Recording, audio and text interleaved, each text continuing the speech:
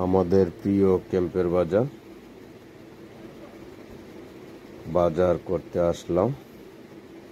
আমরা আজ অনেক দিন পর ব্লগ করতে ইচ্ছে হলো, তাই ব্লগটা বানাচ্ছি। আপনারা কমেন্টের মাধ্যমে জানাবেন। মাছ কত কইরা ভাই? হ্যাঁ, মাছ কত কইরা? কি মাছ আছে? বাটা আছে। জেতা কি মাছ আছে? বাটা না? জেতাটা বাটা নাকি? পাবদা কত স্যার? পাবদা কত করে? পাবদা কত করে গেল? আপনি এভাবে ভিডিও করবেন, খেয়াল হয়ে যাবেন। কাম না আমরা দেয় বেড়া আছেন তো, বুদ্ধিটা কম না আপনার। ব্লগ কত চাই কর না, কিটা কইবেন? 570 টাকা আমরা তো নিবেন গা এভাবে কইরা। সারা পৃথিবীর মানুষ দেখবো, সবাই ভাইবে মাছ কিনতে নাইছেন না।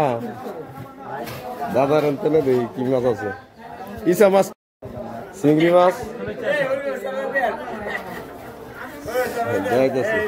এই যে আমাদের ম্যানেজার হরিপাল চক্রবর্তী দাস। হ্যাঁ, দাদার চিনি, সবাই চিনে। বিশাল বড় ক্যাম্পের বাজার, মাছের শেড। প্রিয় বন্ধুরা, আচ্ছা চিংড়ি মাছটি কত দিতাম ক? আর দা ভালো করে কয়েকটা দাম। চিংড়ি মাছের লেগে আইছি আজকে। মিসেসে কইছে চিংড়ি মাছ নিতে, তাই আসলাম। চিংড়ি মাছটি একটা দাম করে দাও আমারে, দিয়ে দাও আমারে, দিয়ে দাও। এটি চিংড়ি মাছ নিলাম 40 টাকা শ। 500 গ্রাম চিংড়ি মাছ নিলাম। এখন যাচ্ছি সবজি বাজার।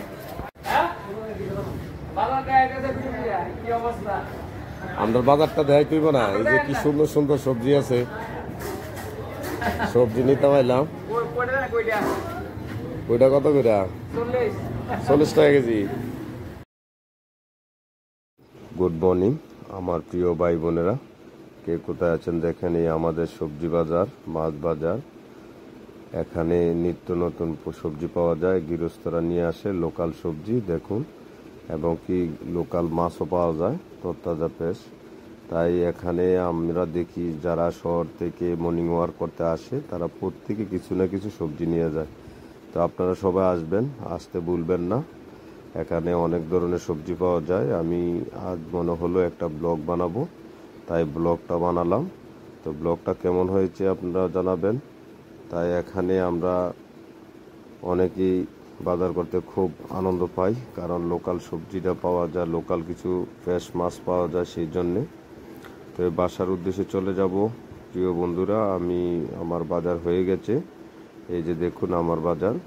তো এই যে আমার বাইক, চলে যাব, কারণ আর লেট করব না। কিছু প্রয়োজনীয় সবজি নিয়ে নিচ্ছি। এই যে আমার পিছনে দেখছেন রাজ পঞ্চায়েত, আরেক পাশে আছে শিবার। এখানে স্টেট কোঅপারেটিভ আছে, এবং কি মনে করেন স্বাবলম্বন আছে, ব্যাংক সাগর আছে, অনেক কিছু আছে। এই অনেক ধরনের অফিস আছে।